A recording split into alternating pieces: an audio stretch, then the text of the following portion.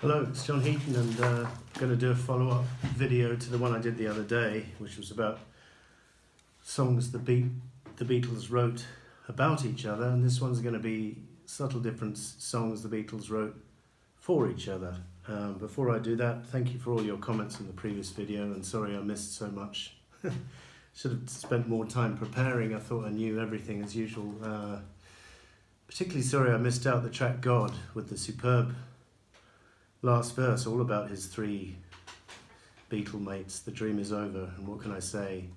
The dream is over yesterday. I was the dream weaver, but now I'm reborn. I was the walrus, but now I'm John. And so, dear friends, you'll just have to carry on. The dream is over. Just beautiful, and perhaps the most eloquent comment on the Beatles split from anyone, really. Sad for fans at the time. Anyway, sorry I missed that. Sorry I missed the Hey Jude style ending. And isn't it a pity? Forgot to mention that. And some of the songs on Ram I forgot to mention, like Three Legs. Anyway, back to this video. And when I first thought of the title of the songs Beatles wrote for each other, because someone said that I should have given more attention to I'm the Greatest in the previous video, I thought, okay, it's a good topic for another video. And then I looked at the songs, and they're virtually all songs written by John, Paul and George for Ringo. You don't get any occasion where Harrison writes a song for Paul or John, or Paul writes a song for John or George, or John writes a song for Paul or George. It's all of them written for Ringo. So before I get to those, and I'm going to rank them, I'm just going to talk about the Beatles here.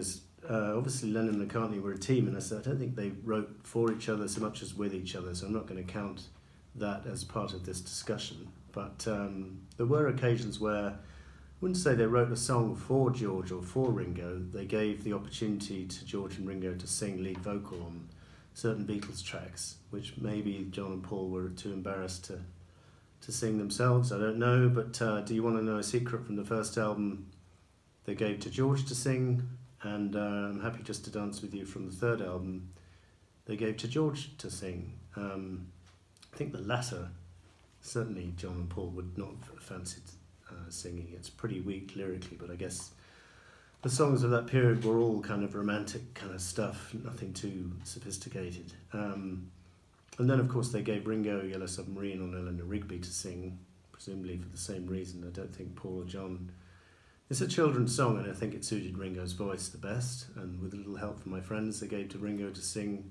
Again, he does it superbly, and just stamps his own personality on that track. And it's hard to imagine that track without Ringo singing it, really.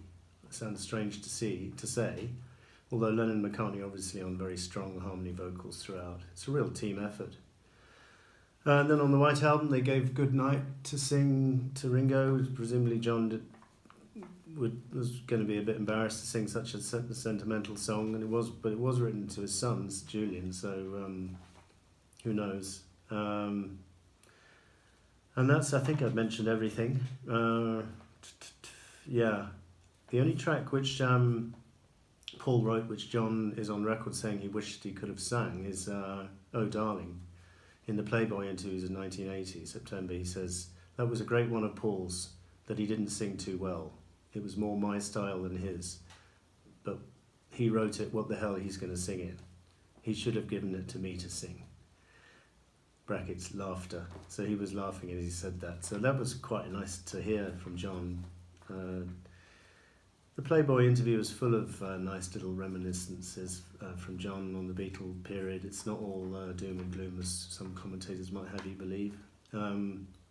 So then, and also we got tracks which Ringo was given composing credit for, but George probably had a hand in, and I'm going to include Octopus's Garden in there. If only to help with some of the chord changes. You can see him in the movie Let It Be. He's helping Ringo with the one of the chord changes in the middle of the song. So I don't know if that constitutes a writing credit, but anyway, George was generous enough to say, okay, you Ringo, you have the sole writing credit, which earned him a considerable amount of money, because songwriters got paid a lot more in those days, probably still do, than just people just playing the drums and not doing anything else. So that was interesting. It Don't Come Easy, Ringo's hit single from '71. Hard to believe it's again credited to Starkey, but George did a demo version with him singing lead vocal, so one has to think he had a hand in writing that, but again very generously gave it to Ringo. Back Off Boogaloo George produces but didn't co-write. So, okay, without further ado, we'll get into the top. Actually, there's 12 songs to consider. I'm not going to consider Life Begins at 40, which is a song John had either given to Ringo or about to give to Ringo. I think he'd given it to Ringo in November of 1980 when they met. But 3 weeks later, John was gone, unfortunately, and Ringo quite rightly decided he couldn't record it. It wouldn't be appropriate. It would be extremely sad. And it's pretty sad to listen to Lennon's demo, which came out on the Lennon Anthology. So I'm not going to rank that. I don't think it's fair. So we got left with 11 tracks, and interestingly, if you count Life Begins at 40, John wrote 4 tracks for Ringo. Paul wrote 4. George wrote 4. Although George did co-write 2 more, which make it 5, I think. Yeah, I think George's count is slightly higher, but he did co-write 2 of the tracks. So, number 11, we've got Attention from Stop and Smell the Roses, written by Paul. It's not a very special track, and Ringo doesn't do a particularly distinguished version. Whether it would have been improved with Paul on lead vocal, one will never know, I guess. But not a very memorable track.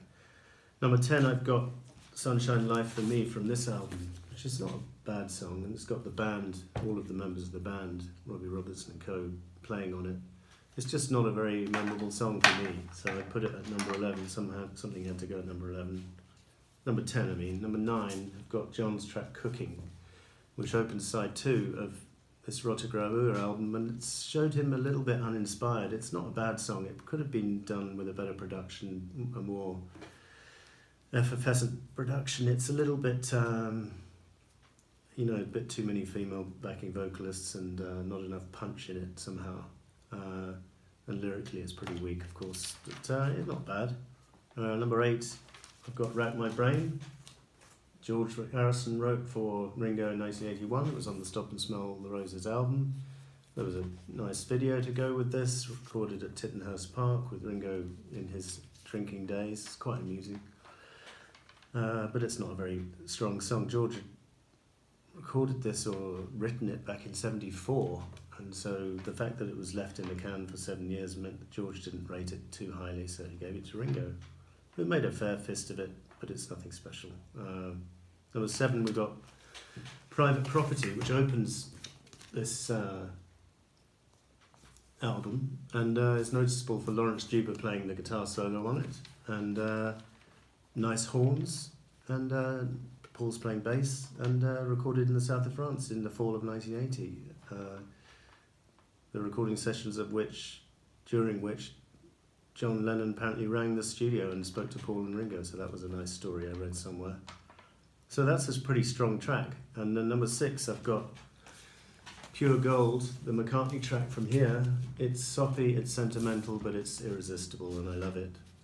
Lyrically, it's not much, and it's middle of the road, whatever, but I love it. Number 5, I've got the title track from Goodnight Vienna, written by John Lennon, with a stomping piano. Great track. Well, not fantastic, but decent.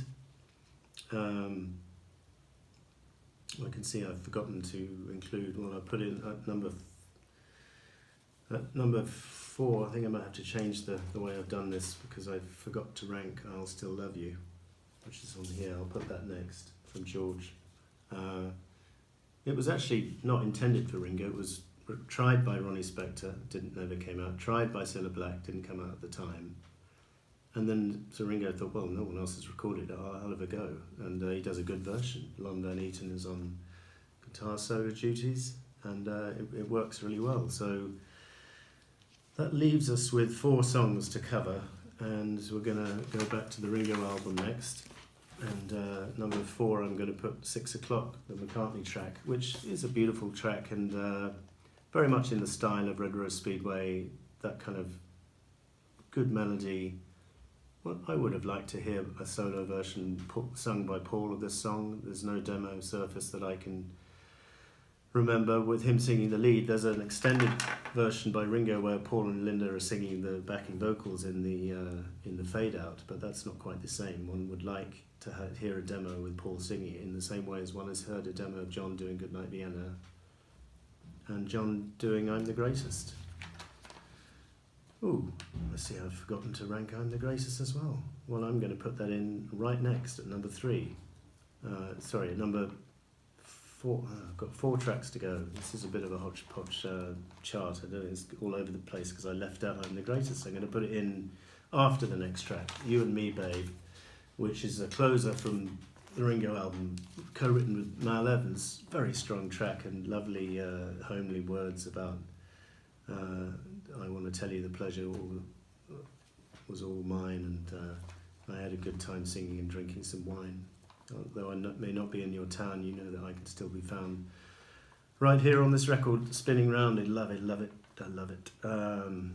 So then I'm the Greatest I'm going to put next, which was a John Lennon track written for Ringo, and it featured 3 of the 4 Beatles, and probably would have featured McCartney if he didn't have visa problems getting into the States at the time. I think it's a brilliant track. George Harrison's on guitar, Ringo's on drums. So John said he could never have sung it himself because people would have taken it oh so seriously. So he gave it to Ringo, and it's a perfect opener to the Ringo album. So I've got that number 3. Number 2, it's a bit of a cheat this because this song came out as a Lennon track. But apparently John was going to give this Nobody Told Me track to Ringo. And it's just one of those what if debates, you know. It would have come out on what became Stop and Smell the Roses, and it probably would have been a highlight, and it may well have been a hit single and returned Ringo to the charts. Because it was a big hit for John when it came out posthumously, and I think it's a really fun track, and it's Lennon in his absolute playful best. I love it to bits.